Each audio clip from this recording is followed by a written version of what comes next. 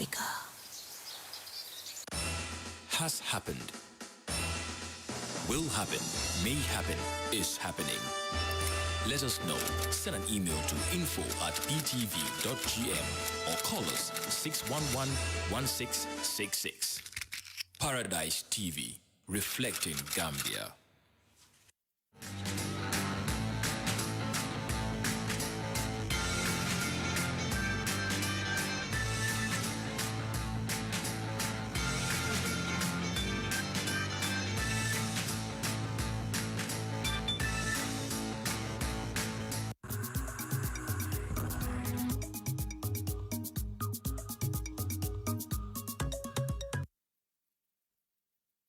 Evening to all the beautiful viewers watching us live from Paradise TV. It's your weekly entertainment show, Dancer that comes away every Saturday from 10 to 11 p.m. I'm your host, DJ Dafabulous.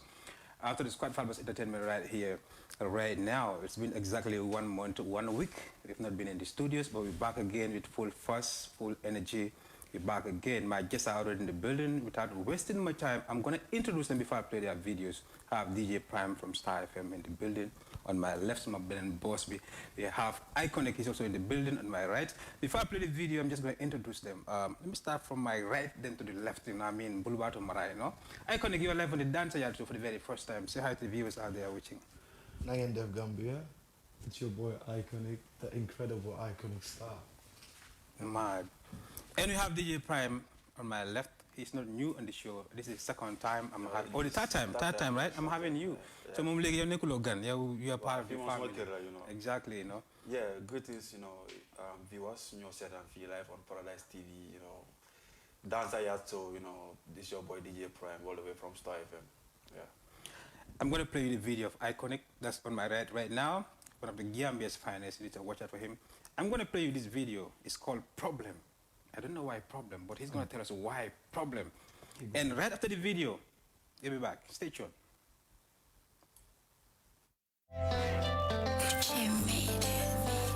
Iconic vibes. Every night I pull up in the studio, working all night like a radio. Me, I'm all about the money, yo. I book nanja kudika furio. I go there, take control titala. I feel my big control titala. Control man talk control titala. Yeah. What is your problem now? What is your problem now? What is your problem now? What is your problem now? What is your problem now? What is your problem now? What is your problem now? What is your problem now? From a light good to my vibe. Next level shit, I'm a vibe. Yaluma di kill man so my side. Find some others, but that's my lifestyle. Go beke control titala. Feel my beke control titala. It all man talk control titala. Yeah. What is your problem now? What is your problem now? What is your problem now? What is your problem now? What is your problem now? What is your problem now? What is your problem now? What is your problem now? Every night I pull up in the studio, working all night like a radio. Me, I'm all about the money, yo. I book nanja kudika furio. I go beke control titala. I beke control titala. It all man talk control titala. Yeah. What is your problem now? What is your problem now? What is your problem now? What is your problem now? What is your problem now? What is your problem now? What is your problem now? What is your problem now?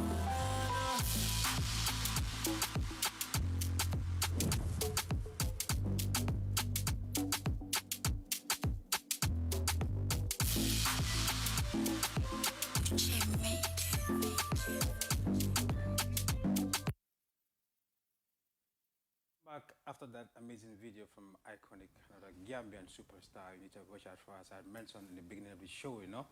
So, Iconic, let's talk about your musical career, you know. Take us through. How did everything start? Give us a biography, just briefly. It's a journey. It's a journey that started like officially 2019 when I first dropped my single with Attack, and basically I wouldn't say too much on it because it's been smooth and at the same time a rough journey. So basically that's my musical career, and I've got a lot to come, and I'm learning on the way. So I can't say that this is the journey because it's a process, a never-ending process. So what inspired you? What inspired you? Why did you choose music? How did it start actually? You got inspiration through somebody, or you inherited this, or what? You know, some people inherit from their ancestors, let's say from their parents and all that. Wow. Like mine is, I would say, like I didn't know at first that it was in the family. Okay. Until I was That's when you too started. deep into it. Okay, when you started, it was in the family. How much wonder when you want a family with that? Some of our family members were into the music until I was so deep into it. Come from now, last year I realized that small papa has something to do with music and it's in the family. Then I was already too. And it's like you kind of inherited too. Yes. Okay, but when you started, you did not know that. I didn't know. Okay. I didn't know. Okay, that's cool. When did you drop your first official song? 2019. What song was that? Satisfy featuring Attack. Okay, and that was also on a video, I guess. Yeah, I dropped it with a video straight away. Okay, how was the connection like, you and Attack? How did that collab came? At first it was my producer, Uche made it. Uche Mama Linkag stylist, because obviously Mama they took us more beats here, so it was like... It's like, some bits, they're all original, right? Yeah, all my bits are original, no internet bit. Okay. Yeah, so Uche Mama introduced with Attack, and then we built a relationships, come outside music box, because Madumade League just music. We done Songbo, we went out, and I remember, see Lodge Bill we went to the lodge, and just to have fun, putting that interaction before we jumped into the studio, so. Yeah. And who helped you to write your songs? I write all my songs. Okay, but like, let's say, in other countries, there are artists who have, like, writers who write their songs. Yeah. But in Gambia, like, most of our artists, you know, they want and they feel become the one that manage money their song and all that. And that is normal. You even go to Jamaica, most of these big artists you hear, they have writers who write their songs for them. But in Gambia, like, it's a whole different thing, you know, I don't know. No, Siman is not a problem. Siman is not a problem. So then my binal song. Because then they am different people. Community think they gives neko better. Man, artists like, they am talent just to write songs. Yeah. So people that are talented in writing songs, they can like write a particular song and like visualize iconic in it or iconic so I made a song bit of go nil. So Coach New is my approach in Malila and I fall in love with it. Them co record and when I got on some of them on interview or anywhere, them I just credit like Kimo Bino song. There's no shame in it. I don't think I've ever had a Gambian artist gone to an interview and said, okay, man, then my binder song. Even though I know some of them who have their songs written by somebody. Yeah. But I have never seen any Gambian artist who will go to an interview and say, okay, I'm giving credit to Mr. X, he wrote this song for me. I hardly see that. Mala only time, man. Anybody come up in a song, I will go on TV and radio station and give the credit because give to Caesar what belongs to Caesar. But do Gambian artists give credit? Because most of the people who say Gambian artists, they are very, very, very, they are not grateful. Well, some Gambian artists. Yeah, some of them. I'm not saying all, like some of them. Most of them. Most of them. Man, do talk with different anybody. Most of Gambian artists don't give credit. How many give credit? Why Lulu? Lulu? I think it's pride. Okay. Pride, not feel too big that you have to own everything. Okay. Because all you lost are boba. Come like, funny. Your career is time. So go me like you believe in yourself truly. Doragal. You should love the song. Dinga dem ngawa kimo ma binal song because nagala hamgane with or without that song sa dinga mona survive. But all that little jail song go nga way komona. Someone saw something that you're not seeing. You approach that. You know like something come different halat like two heads are better than one. And most of the uprising artists or the upcoming artists have things they are not happy about. When it comes to the bigger ones. Yeah. Like then they want a bigger artist than arrogant. Or when they might guy platform when you perform or when they approach them for a collab, it's always a problem. Yeah. Yeah, what are some of the issues you have with the established artists? If there is any? To be honest, come do my friend. Oh, yeah, cool, no, come like, do my friend like ñi di leen they face challenges yooyu noonu. upcoming nañ they face challenges yooyu ku nekk ak sa journey la ku nekk ak sa yoon la. Man, to be honest, I have my challenges which in a different way, but not to come not side but no. Hey, can we talk about those challenges? My challenges are small shoot video. Sometimes locations, getting the locations are difficult. And do you pay for the locations at some point? Nah, not like available location. I don't pay for it. Okay. But location you're available, I have to bill it because mostly them they like. I like things to be different, and when I visualize it, them they will happen. So most of the times them they build small scenes. Or them to the exact that's my general because my problem be I went all the way to Senegal. Okay. Promotion because Belen is a tunnel below one. But you went with a cameraman to Senegal or do you get somebody? It was a Senegalese director. Okay, let's come to that. So people will say, okay, game artist in the fee, them Senegal, jail for a videographer, you find like huge amount of money, you buy fees when you own it, and they need to support them because young time they need to upgrade themselves.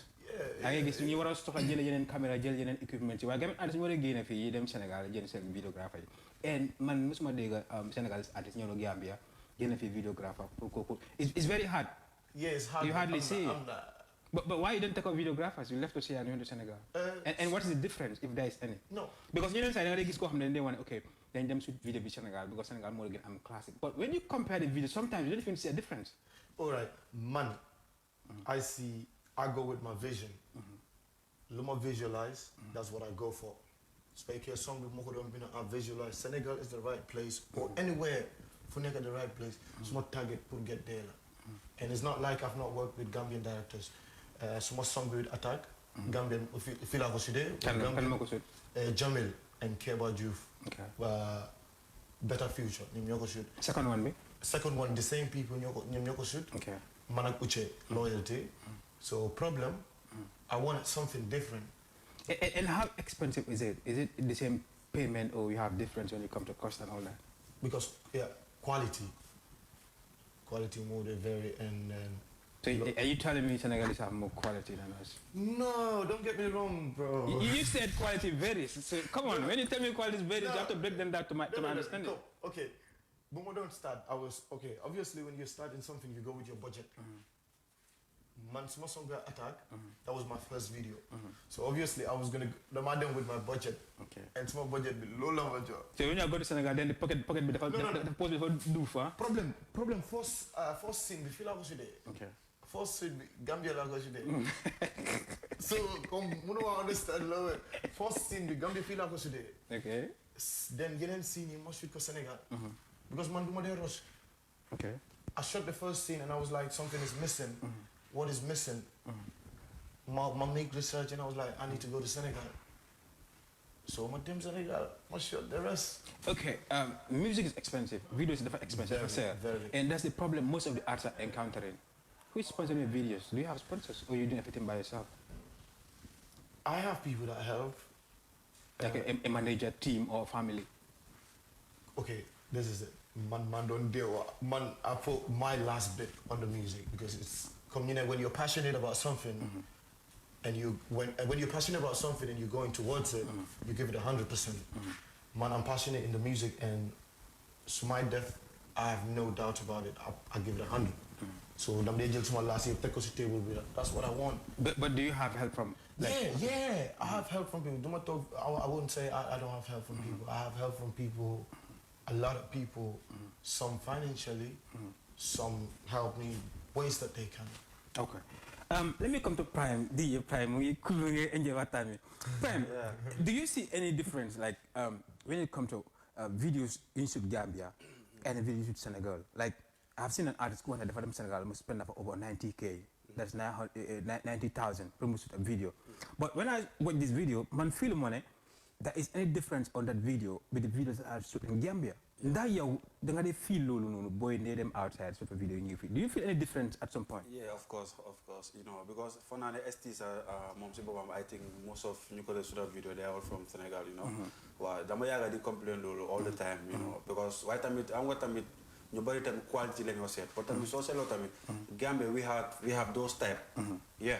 fii am na ñu nga xam ne they are really good because maybe seen budget bi but comme yow noo ko waxee 90,000 dëgg la maybe tamit lu soo gisee mu nekk 90,000 because of ne ko Gambia you have to travel maybe tamit gars yi dañoo mën a calculer loolu yëpp ba dem ba Sénégal xam nga te Sénégal nga su defa vidéo is not easy you know it's not easy you know waaw dëgg because sa waay bala moo dem Sénégal sax toogoo ne waxtaan ne xam nga so moo xam naa lu mu ci daj you know so man moom dëgg that's not a good idea for me Gambians di dem Sénégal or di dem jëli Sénégal seen vidéographie di ñëw Gambie di leen sutal I'm not but clear something man should not videos my next video might drop feel like I should by a Gambian maybe one track Canadian which it should be out anytime soon feel like I should Gambian more should but more gonna expensive the one in Senegal so one would include some transportation some accommodation and everything more than them Senegal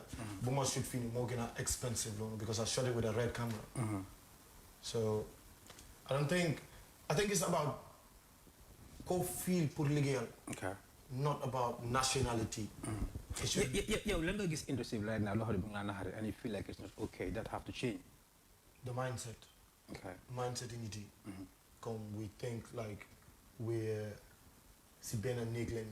we're not thinking outside the box so because Nigerians are never satisfied more than they're always hunting but Gambian but they tell us satisfied you get na face an event like or a couple of events and then you think you're already there man I'm hungry okay I was coming to that prime and I think that is one reason why most of the artists don't want to maintain that consistency no because the artist 2 years after doko dega nga artist 1 year after doko dega like la nga fang lolu mo nek problem wow man ci man lolu dega la problème Gambia trop because da nga sen ne comme most of them they only have plan A no plan B xam nga you know dañoo jël luñ am everything bi xam nga yépp def ko ci benn song you know su ko defee bala ñëw release beneen song yi dafa overtake time su ko defee luñ amoon everything teg nañ ko fa loolu mi ngi happen Gambia right now we have seen it here most of these big artists amoon ñoo xam ne right now kenn déggu gaay waaw xam nga niitu may one name but we all know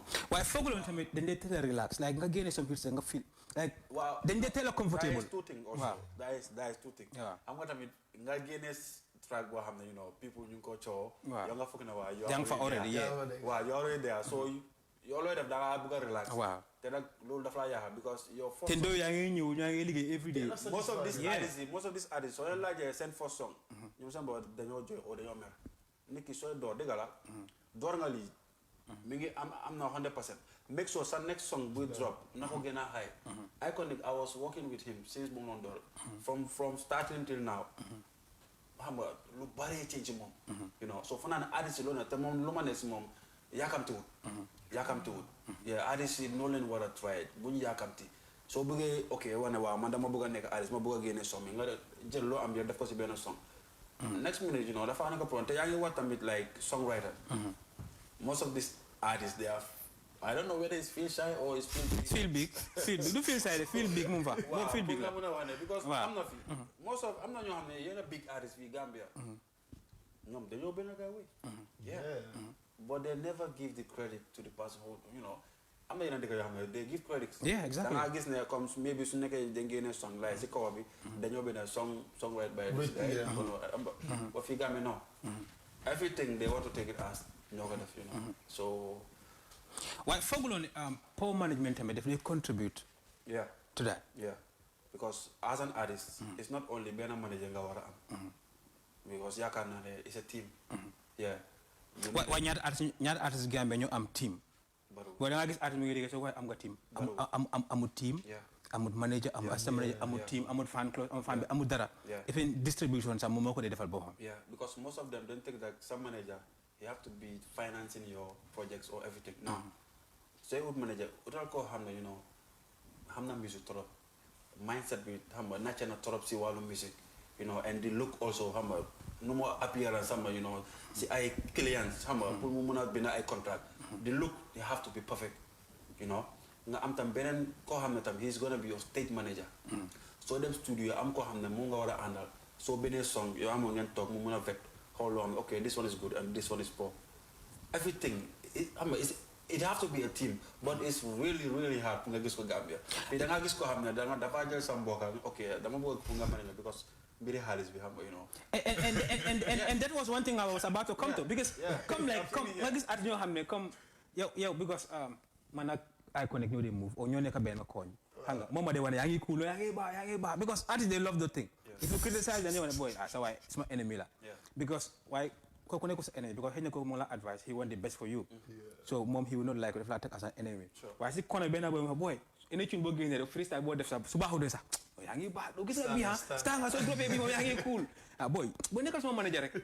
And they take it from there. Kokoneka some manager. Kok amur connection. He does not know about music. So you need to have these qualities, you know. Then what have music, then what have connection. If you don't have all of these things, yo, nothing I connect as an artist. Artist nothing go dimbale. So for now, so the game manager himself have to know the functions of a manager. Manager be lalla wara defal artist is very important. Why so I mean manager bo xamé tamit music xamul lalla wara defal koko naka la dimbalé be yow nga dem fo buga dem. Always a big problem. Dafa nek a problem. So yeneen say tamit comme like nga gis situation yo xamé tamit artist bi dafa dem stage lego sax manager bi ko di advice. Comme ni nga wara egg stage. Wow. Song bi bu ko play bi nga wara play. Like comme dama dem so prime nga gis so ba nga over there. Crowd bi yaa ngi yëngatu benn artiste ñëw rek mu kill vibe bi yëpp nit yëpp taxaw kenn amatul feeling because nu mu ñëwee la track boo ñëwee la foog na artiste dañu war a jàngal loolu and one thing is very sad da ngaa ñëw egg stage freestyle sa song boo war a perform freestyle ko everything nga ñëwaat Perform so and lu gën a garaaw mooy da nga freestyle song bi halfway o freestyle song bi song bi jeex DJ boss di tune nga ñëwaat again you know dafa so o léegi nga play song boo xam ne sax like yaa ngi play si club da nga war a xam fii ban tune laa war a play fii boo xam ne dafa mën a move crowd bi because fii c'est dancing center yaa understand so war a play tey Adama Barrow mi ngi toog ministre yaa ngi toog da nga war a xam tune ban façon tune laa war a play in this occasion xam nga boo xam ne tamit boo tamit moo nekk for that place but tune bu nekk dama def fii ne dafa am foo war a ko war a play ak naka nga war a ñëwee and all of those things waaye da nga gis most of our artists tamit comme seen stage performance bi def dee des dafa lu des tamit xam nga tamit music dafa ànd tamit jàng tamit you know am na ñoo xam ne school jàng music tax na gars bàyyi school te loolu is totally wrong you know sa manager bi dafa war a toog teach la wax la lu bari about music not only du ko studio record la am na yoo xam ne in fact the way you dress you know nooy appear xam nga you know in the public just to brand yourself artist you need to brand yourself the manager need to brand you but brand dafa am different way. It's not like, okay, your artist, your voice is good, you can just go to studio and do whatever you want. No. Yeah, because some fans... I'm not looking at it. I'm not artist, you have to do some managers. Yeah, that's right. Because most of the time, you manage key, bemu big, you feel like, okay, well, like, so I don't manager. Because like, man, big. I know. It's a new manager. So new manager, because you don't start from scratch.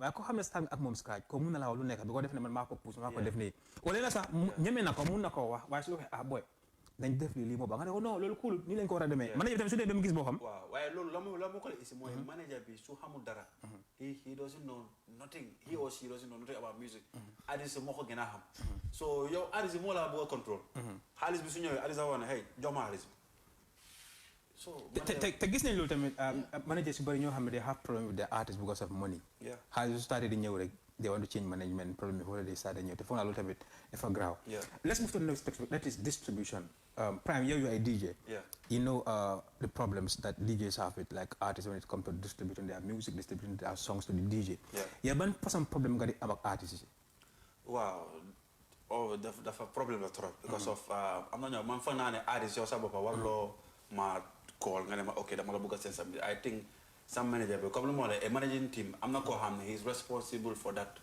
you know pour di upload some music on YouTube audio mark and stuff like that take your music to the radio station it's not professional yow nga just message ni ko on WhatsApp nga ne okay maa laa seen suma song WhatsApp nga seen ko direct non boobu sax tane na WhatsApp ñu lay seen song bi sax duñu la nuyu duñu la wax dara duñu la call yow ñaata songs ñoo nekk démb am na ku ma seen 20 songs in my WhatsApp waxut ma hello waxut ma hi te xam nga di was parties nekkul ne daf ko seen document sax daf ko seen audio léegi yow seen nga ma 20 songs on audio on WhatsApp man naka laa xamee ne song title mooy Baby Girl song title bi mooy Enemy naka laa xamee loolu so man su ma waree play song radio lan lay wax and then danga ma seen song lu ba pare de léegi yaa ngi toog yaa ngi ñëw yaa ngi xaar na pour ma ñëw ma naan who is online nga soog a ma introduce sa boppam xam nga loolu lépp dafa bari fii Fabs gis nga ñun DJ si comme ñun dañ lay overall comme artiste or manager bi su ñoo call every day dañu check we always feel proud dañ lay kontaan. Di def ma yëg. Yeah, loolu is very important artist ak DJ si xoolal ñoo mën a àndal. you know but yow soo nekk artist nga feel big ok man DJ bi du ma ko call xam nga you know everything loolu is not nice. foog naa man bu ma start on tamit comme like if we've been on su fekkee dañoo honest mindset boobu la amoon but after this comme like da nga war a seen non comme mindset boobu la am comme ok fekk xam nga so start da nga desperate you want people you just want people to hear your song comme da nga bëgg ñu ci dégg waaw da nga ko dee feel sa biir bi it's just like butterflies so meeting ko es so da nga di happy but after this I realized that it's not right nu ñu dee treat a DJ to be honest waxuma ñëpp de but in certain way it's not nice because naka la comme when we need the help then they bëgg ñu help ñu to get to that level bro suñu dem bañ commencé am loolu pour toog sa xel laal kooku noonu nga call ko tey loolu issue la de waaw lu tax ngeen a def loolu no come what is the problem why sometimes this will be like but why is it I would say Gambian some Gambian artists or most Gambian artists it's a problem la moo tax ma ne la si stadium bi comme ba ma lay on la life ci industry ma ne la mindset bi that have to change yeah comme man yàlla ak prime ma brush a lot of negative mindsets my side because time boobu I just want to be heard dama bëgg nit yi dégg ma no matter what you don't care how you do it how it is done I just want people to hear me no matter what but prime on the other side of my day you need it defal danka so dafa brush a lot of things and after still I realized that okay I'm not certain things necessary when they put pressure to the DJs promoter DJs you don't even have don't go promote if the song is good. How do you distribute your music to DJs? Okay. Time will mark but now I try to get the relationship with the DJs. They can I get most DJs I do it personally because man I try to build a relationship with the people I'm working with. Some video be what play problem. How many TVs have this video? Beanie QTV, I think. QTV I'm Ninko. But that was my fault. Luta promote mo. Luta demo. Why? Do my talk and what I had some issues. With? Come like I had some issues mentally. I was in there. Okay. You understand? So promote mo. Then I just drop song beat. And I ghost social media and everything. But it's something I've learned from a mistake and I'm trying not to repeat it. Okay. Shouts to all those people on Facebook, WhatsApp, watching us right now. Maria to Sars, Guna to you. Big up to those people in Banjun also watching us right now. I have a lot of messages, but I can't read all the messages right now. It's a weekly entertainment show, Dan Sayat, that comes your way every Saturday from 10 to 11 p.m. I'm your host, DJ Dafabulous, right here, DJ Prime in the building, and we have Iconic also in the building, and we have Nick Baby also in the building, and she will be here right after Iconic. Iconic, right now, yo, lang ka ginasohla? Right now, promotion. Okay. Like radio and TV, yo. Radio, TV, shows, and I want to be everywhere. How are you making sure that is possible? Are you connecting DJs? I am trying to now. Okay. Man, get the flow like Monica's 100% focused right now. Okay. Because so the biggest problem right now, they're gonna promotion. Promotion, that's my biggest problem because songs you got dropped this year, you recorded last year. Okay. So you plan like what projects are you working on right now? EP, mixtape, album? I have an EP coming this year, but I EPV. I'm not songs singles. I smile. If I'm lower or no, so I'm smile. No, I'm just I'm excited because so you get to a point that you get too excited. Point I'm too excited and I can't wait for my fans to listen to what I have. This year I might drop EP, but before EPV, every 6 weeks I'm dropping a new song. So when are you expecting the next drop? Count on 2 weeks from now, latest. Okay, 2 weeks from now. Munda make less than that, okay. But do rumba 2 weeks. Okay. And it's coming with a video straight. Okay, I was about to ask you, are you dropping audios with visuals or are you dropping only audios? First single we knew, I'm dropping audio and visual straight. And where are you recording this project? Why? Where are you recording the project? Stylish. Okay, Stylish. I record Stylish, beats, and make my beats. Different producers, beat makers. Okay. Before I leave you, I just wanted to give us a freestyle. Every night I pull up in the studio, walking all night like a radio. Me, I'm all about the money, yo. I book nanja kudika furio. Na kol beke control titala. Na fengo beke control titala. Itol manta control titala. Oh yeah, yeah, What is your problem? Na, na, na. What is your problem? Yeah. Yo. Can I have a look? What is your problem? Who are you talking to?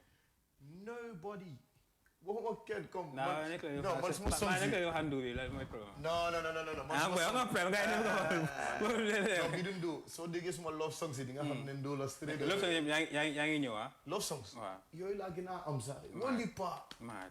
I'm not artist mom love songs more than I mean. And I just go well chip him sang and I can't get the song. No, we have got general song like the song is specifically for somebody. So good day is a thing I'm mangin Niro command baby namanala I'm lonely. No, not this boy. But finally finally, what should we expect from you and what are some of the big things that we are looking forward to see?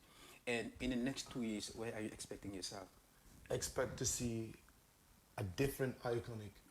Iconic with vision, iconic with a target, iconic with an aim. I want to take Gambian music to a whole nother level. Okay. And this year, Naga, it's not small fans to expect consistency. I've never been consistent. Okay. You must start in music. So this year, Naga expect 100% consistency. Now enjoy music back to back, feedling. EPs coming out this year. I'm not gonna say concerts yet, but a lot of things are on the pipeline. Okay. That's iconic Gambia. Watch out for the youth. He's doing good. He's dropping some crazy videos and he's working on some amazing projects. You know, watch out for him. His name is Iconic Finest, and I mean, I'm gonna bring my next guest right after this video. So I'm gonna play the video of Nick Bay. Right after the video, I'm gonna talk to Nick Bay, and Prime is also in the building. I'll be right back after the video. It's just music. Hey, it's a garlic, baby. Hot garlic, you bought a garlic. Focus, music. I'm hearing them say, Chilote, when I'm you, they find. Bobo, I'm hearing them sound. When I'm you, they find. Bobo, I'm looking for somebody. I find Bobo, like it's a day. I find Bobo, I'm looking for somebody. I find Bobo, like it's a day. I find Bobo, you still have your African baby. Sexy, let me see this dance show. Bobo, you said I'm African Bobo. Say me sexy, let me the cash show. Take a step forward, I'm by your side though. No need to worry, you know I got your back. Come to the dance floor, yeah. Take a joke, take a step forward. Just me and you. I'm hearing them say, Chilote, when I'm you, they find. Bobo, I'm hearing them sound. Pecolode, when I'm you, they find. Bobo, I'm looking for somebody.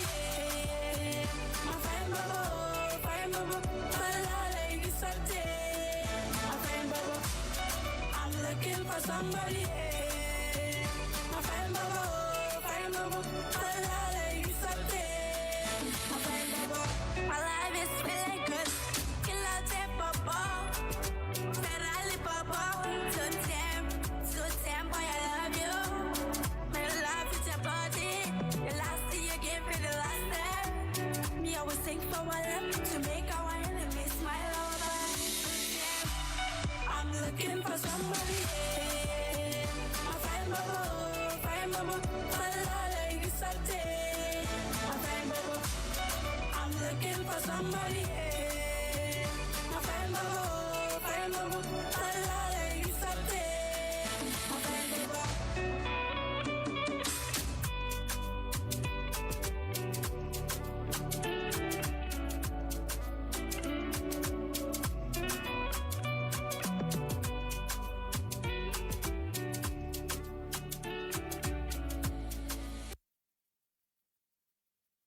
After that video from Nick Bay, she's my next guest right here on Paradise TV on the Dancer Yard Show. Nick, you're live on Paradise TV, the Dancer Yard Show for the very first time. But you've been on my radio show, but this is the first time I have been on my TV show. Say hi to the viewers out there watching you.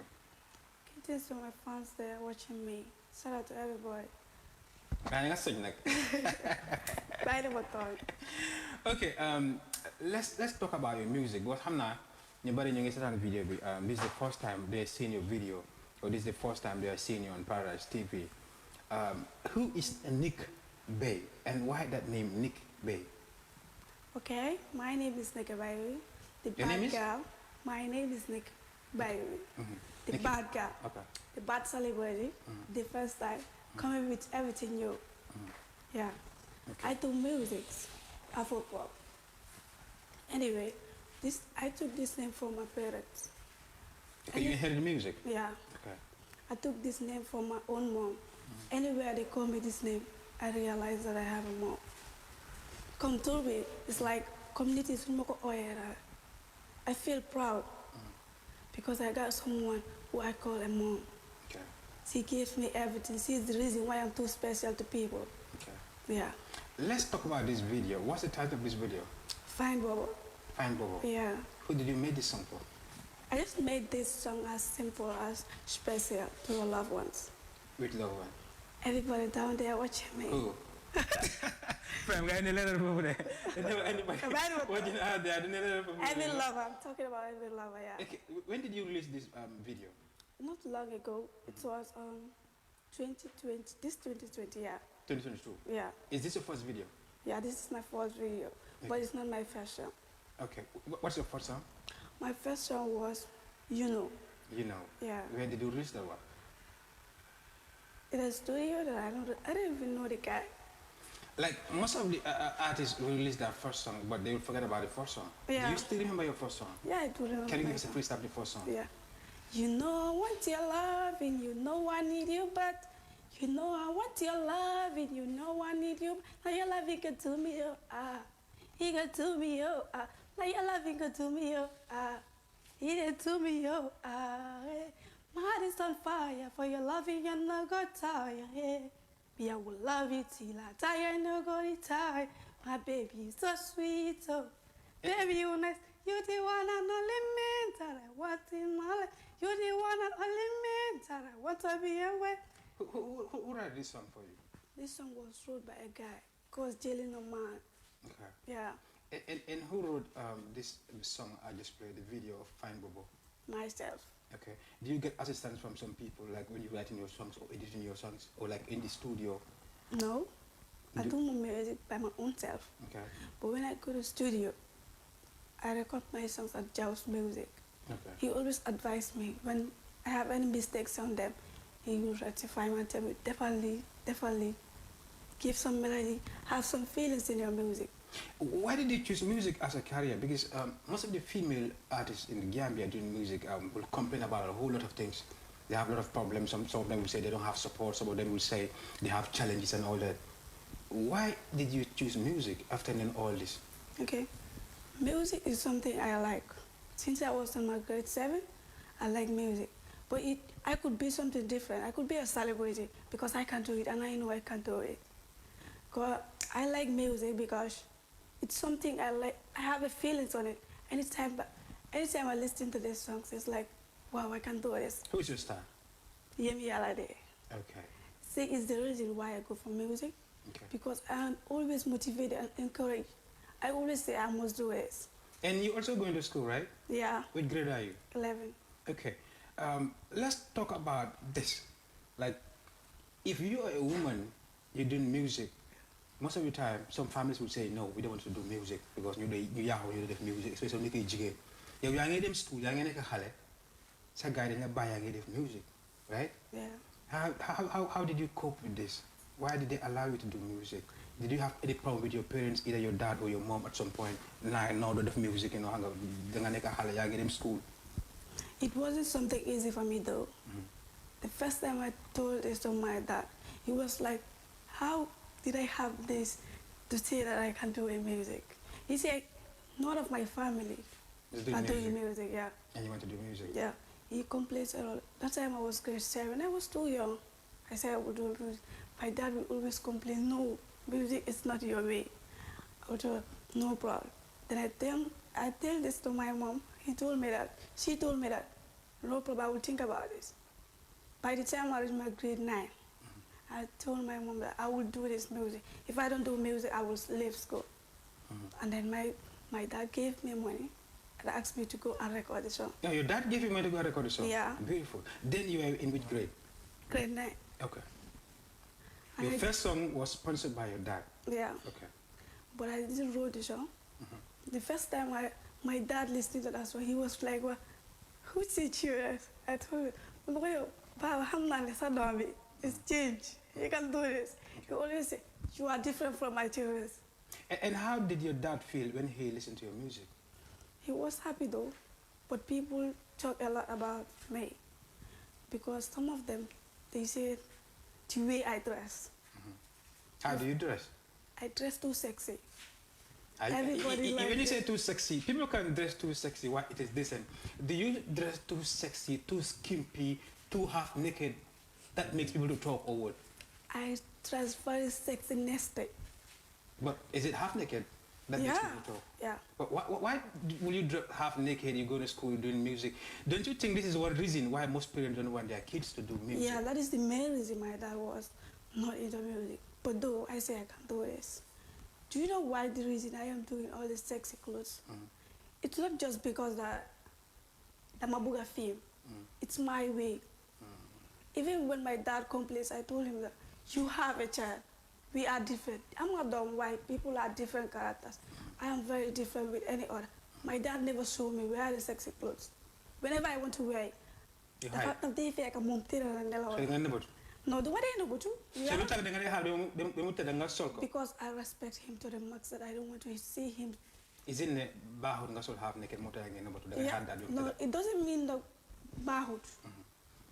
Gis nga danga am dom bo xamantene we are all the same but different characters. Walu tay legi da nga ne nëbatu dad bi da nga xaar ba dad bi tëdd nga sol sexy. No, dama ko dee nëbatu. Waaye nga ne dad bi yow sa sol dama dem fekk dad bak si biir. Suma dad dama ko respect duma ko dee buga mu gis ma si another way ra by comme like daf dee diga nit ñu ko wax but moom gisalu ko boppam. And I'm very happy about it because buguma mu gis ma in the next way that he will say that. Okay. Suma dom bi is. Let's go. Prime. Yeah. Yo, xam nga Nick, you've watched her video. Sure. You've been following her on Facebook, you know. Yeah. You listen to her songs and watch her video. What advice do you have for Nick? Ak lan nga gis si moom loo xam ne da nga feel ne dafa war a change loolu. Okay. Like first thing like lu ma wax si moom la comme lu ma gën a like si moom like si that confident you know dafa proud boobu trop you know. Even the way si talk moo la wane you know. Mun na lu moo def te bugga na lu moo def you know but tamit you know xam nga Gambia like soo waxee da nga bugg a follow suñ culture bi or something like music dafa nekk loo xam ne is broad xam nga waaw soo si buggee xam nga wax ne da nga jéem a nekk daal let's say like nekk xaafis xam nga you know dëgg la nit ñi nu laa gisee outside bi nu laa gisee dafa wala different you know but lu ma ko advice mooy she's still a student and comme nu nga ko waxee ne mi grade 11 lu ma ko advice mooy let her focus more on her education Very important. more is very important I think it's just left her with one year mu jeexal you know Nick, any grade? 11. in grade 11 you know let her focus more and xam naa ne am na manager boo xam ne very strict you know and I know the manager can you know take her si kanam xam nga fu mu bëgg a dem you know so I dress you more dress you know comme nu ma wax nii xam nga you know it's her lifestyle you know waaw xam nga Gambian concept bi rek you know ñoom sooy def nekk dana lay judge li nga xam ne it's totally wrong lu ma ko advice mooy na xam ne moom comme jigéen la na value boppam trop waaw because soo gisee most of these female artists you know seen carrière di xala jail because they're scared. Okay, them now see Prime buga na pour mu jappel na, but Prime am na lu buga si man.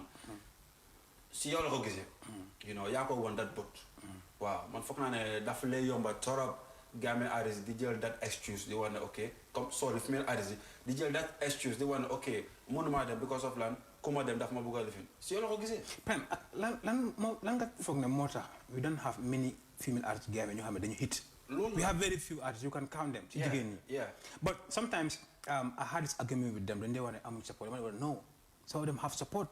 But is it lack of seriousness or determination? Yeah. Or then they tell a tale or what? No, lack of seriousness. Man, for lack of seriousness. Depuis last year, ban female artist more gain hit songs. Can this year? Bo xamé dang ko deugal fu nek nga xamé bi c'est hit, c'est banga. This year deguñ dara is really not good. Honestly. Yeah. Man luma fog moy xam you know, they are not serious. Lu gay def defuñ ci fula ak fayda. Wow, defuñ ci fula ak fayda. Nga niki loy def so ci defé fula ak fayda. To be honest, foo bëgg a dem di fa dem. Am na fi muy Arizona comme noo ko waxee. Am nañ a good manager. ñi nga xam ne ñu ngi jàppale gars yi. ñooy naa pousse dina def lu nekk. ba xam nga tamit dafa des ci yow. waaw yaa ngi gis male artistes yi ñu ngi def lu nekk ñu ngi dem yow tam trial yow tamit nga def same thing. boo xam ne man jigéen laa leen non jigéen nga but you have support. you know. ndeysaan ndem si yàlla Sara Joy you know. waaw maa ngay jàlle moom tamit xam nga you know. Rest in peace. waaw yéen a ko yàlla yërëm te. jël ko yàgg naa taxawal female artists you know association pour at least ñu mën a grind yóbbu seen boppa but it was dafa xam like today it was so tough on her dafa ma lay call time di ma wane Prime dama bëgg a def this project but it never happened because of waaye jigéen ñi ñoom neen they are not together ku neexaa ngay feel big man lii la that's the problem am na si male artists but it's bariwul. Yeah, because I can remember when Paradise TV organized the Queen's Festival. Yeah, I was part of the team. Exactly. You don't coordinate. But imagine, you know, some of them said they want to perform. I put their name on the list. Some of them did not turn out. Some of them sent flyers and they refused to share the flyers. And the same female jiggy, you know, they talk out. I mean, support. We don't have help and all of those things. You know, when definitely they have the help, but they are not cherishing that help that they have. Yeah, that's the only what I love you. My seriousness. Seriousness is more like a guy. Yeah. Luma urge moy buñ scared. We are all Gambian. Ñun seen ay brothers leen. You know, buñ scared ne okay su ma duggee si game bi léegi lii mooy tax léegi non si yéen leen ko gisee. Waaw dafa fulla si sa boppa nga xam ne okay dama bëgg a nekk artist and I can make it. Definitely. You know? Yeah. I think that's important. Yeah. Nick, you have one problem I'm right now. No. Yeah, I'm okay with it. Now, what support do you need? Probably somebody is watching you right now. He or she want to help you, but how much you learn for Sala? What problems are you encountering right now? My problems my guys support much to my video. Come like it doesn't mean that I'm a booker come financial help me. But you need to give out support at least. That support like because Gambian Gori then they get advantage again. They let they hold like you know key do wanna live in the music. Danga dem sini ki nga ne ko dama bëgg record mu la chase nga bëgg mu promote na mu la chase légui ana yow sa music fu mu dem and that is very nasty. Most of them that after them all money is too much to me. They just judge me by looking at my pictures. Man kuma gis in a picture you will like me and anywhere so much in everywhere you will like me because I am too sexy in anywhere. So do you face those challenges?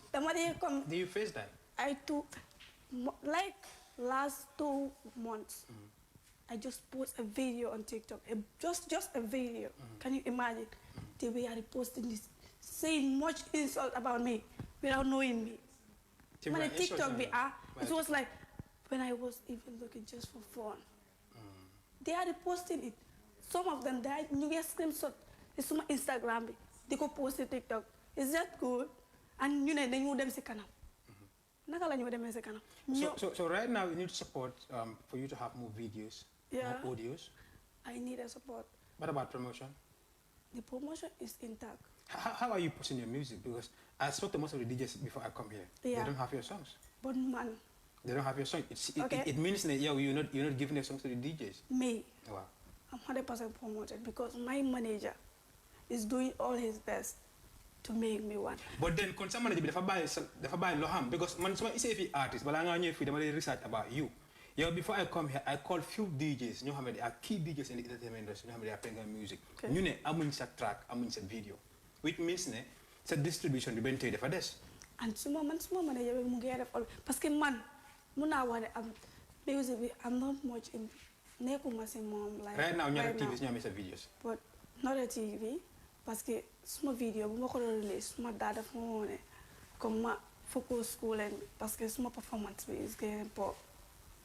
But the video can be the TVs playing while you concentrate on your school, but and then the promotion will be on. And still man my promotion is parce que man mun naa wax ne comme I'm very sure my manager is doing everything. Parce que man, most of it, artists you body invites so in the big shows, like Attack Force. For saying that I think many invites them big show in Amade Mura them perform. Even stadium big fat Amade want perform for. So my manager be more kota. But do you think your promotion is enough? Is okay? Is it enough? On the TVs? Nothing is enough for me. You need more. Yeah, I need more. Okay, Prime. Then you see time, my whole time, and you have lots of things to discuss. I want to talk about this event class right now. Okay. Artists in Yemen, they don't have the unity amongst them. This is sad. This is on the 4th next month.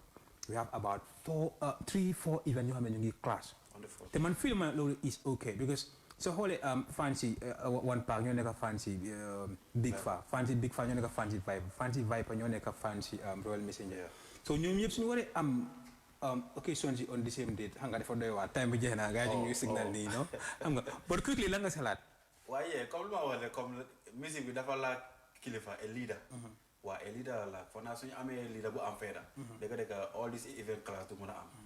Music industry, SCAC, then talk about Bahaba, you want dance, you take strictly rules and regulations. Kubuga left event, let them for you jolly date. Simple. Okay. Wow. Prime, yow foog nga ñëwaat fii because suma waxtaan nag yow xaajangut jeex sax nit bay sa man ko am question yu bëri waaye xam nga suma ko sànni yow dafa daw so loolu moo tax te time bi tamit jeex na fu mu nekk nii but finally lan nga am pour wax wala ngaa dem but you gonna come back here because we still have to conquer these topics that I have waaw lu ma wax comme upcoming artists like wax xam nga let them learn more xam nga research you know is really important xam nga guess what music dafa nekk loo xam ne is all about researching you know di jànga lancer lot dem si ñoo xam ne ñoo la jiitu si musique bi nga jànga si gars yi waaw su defee loolu effecté na baada loolu la emploi daaju noo te di nuyu ñëpp ñoo seetaan fii di nuyu suma famille bi ñu ma seetaan xam nga fu nekk nii di nuyu ñëpp daal you know suma gars yi yëpp Nick, finally what do the fans expect from you? They will expect more from me. Okay. For next year, I promise I will be more than what they think. Yeah, inshallah. Mad. Okay, that's Nick Bay. Watch out for her. She's new in the industry. She's an uprising star. Need to watch out for. Thank you so much for coming, and thank you so much for coming. Iconic, you know. I mean, big of yourself, you know, Mr. Problem and all that. DJ Prime, thank you for coming. Anytime, I'm call us. Small talk about time we show bisa. I'm call Prime. I'm going to show bisa. Define you, you know. I mean, I'm busy. Why they you know. So I thank you so much for that, you know. And big shouts to all the fans who are watching us right now, and big shouts to the management of Paradise TV, Control Room, my Mona Black Shine, big yourself, you know, CEO Haruna Drame, that's going to you. My cameraman, big respect going out to you, to all the viewers on Facebook, big of yourself, and those guys who are texting me. I could not read all the messages because there are too much. Abby Paradise TV, big of yourself, you know. Those people in Banjun also, Maimuna Gay, big of yourself, you know. Time flies when you're having a good time. We have come to the end of this amazing segment, Dansaya, comes on Paradise TV each and every Saturday from 10 to 11 p.m. I'm your host, DJ Dafabulous, right here. I'm out. Bye-bye. Ciao. Next week, we'll be back.